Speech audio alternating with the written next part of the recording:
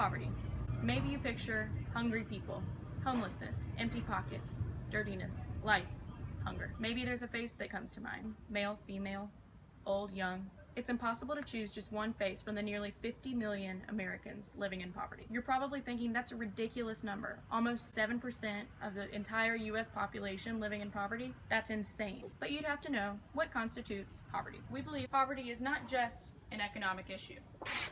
It also has social aspects that should be measured for each household, considering income and savings, including near cash and in-kind benefit, non-discretionary expenses, household composition, geographic location, physical and mental health, changing standard of living, changing cost of living, age, and depth of poverty. There are two main approaches to defining poverty.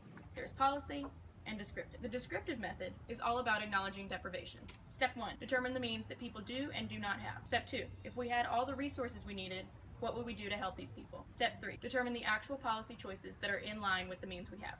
A policy approach is based on identifying the focus of public action. The steps are reversed in this case. First making the policy and then defining poverty as to how the policy will be able to help them. Poverty should be defined by what people do not have, not by what's easiest to measure or what the government can afford to do to help. Social poverty, on the other hand, focuses a little less on money and a little more on a thing called social inclusion, or being able to actively participate in society.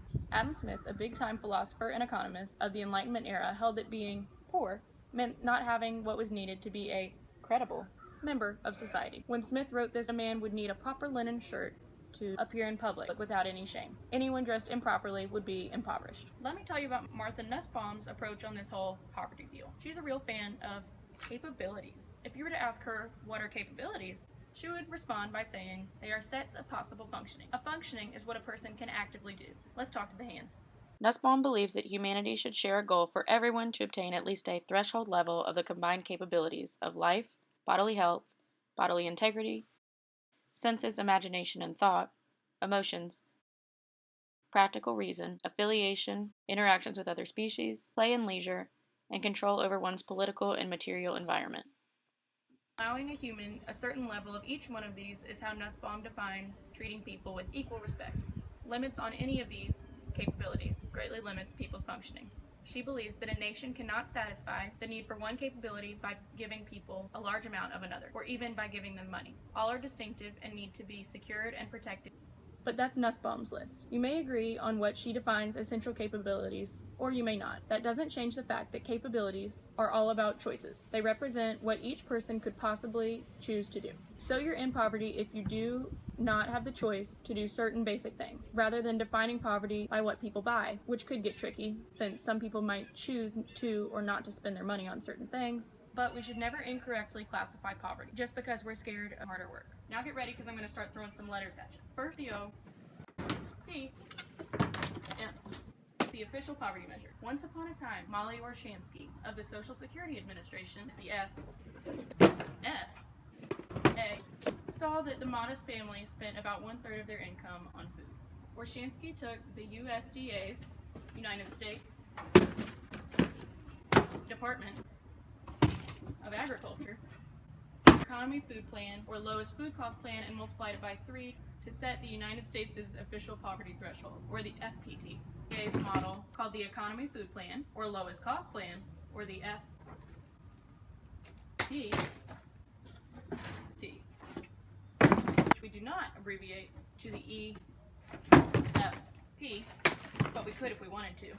Each year since its 1969 debut, the OPM adjusted for the cost of living thanks to the CPI, the Consumer Price Index, and threshold is adjusted for family size, composition, and the age of the householder. However, the OPM is still sorely out of date. Now food is cheap, so now only about 1/6 or 1/10 of a family's expenses is on food. The OPM is also still stuck in its 1960s mind frame when it defines family. It does so in the old-fashioned sense, with just blood relative and legal marriage. Geographical differences in pricing, non-discretionary expenses, medical costs, and the changing standard of living are not accounted for in the OPM.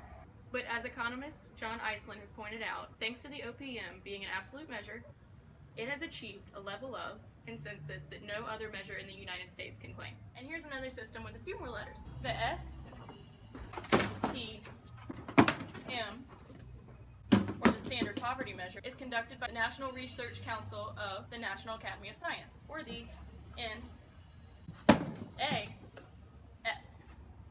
The NAS partly came up with the SPM to see if the government programs were working. The SPM does account for a lot of what the OPM missed, but unlike the OPM, the SPM does not adjust its poverty threshold for the age of the householder. We think that poverty should be measured by capabilities, which are the sets of possible functionings. They are the things that a person has the opportunity to do. All central capabilities, from nourishment to education to control over one's environment, can be bought with money. The OPM and the SPM measure that. We don't just want to consider the money aspect. We want to look at health, geographic location, proximity to community programs, age, gender. Educational, these are aspects of a household that determines what it can spend its money on. Gathering all of this information would be difficult. And yes, counting all of these factors while measuring poverty might very well lead to an increase in statistics, might lead to statistics with higher percentages.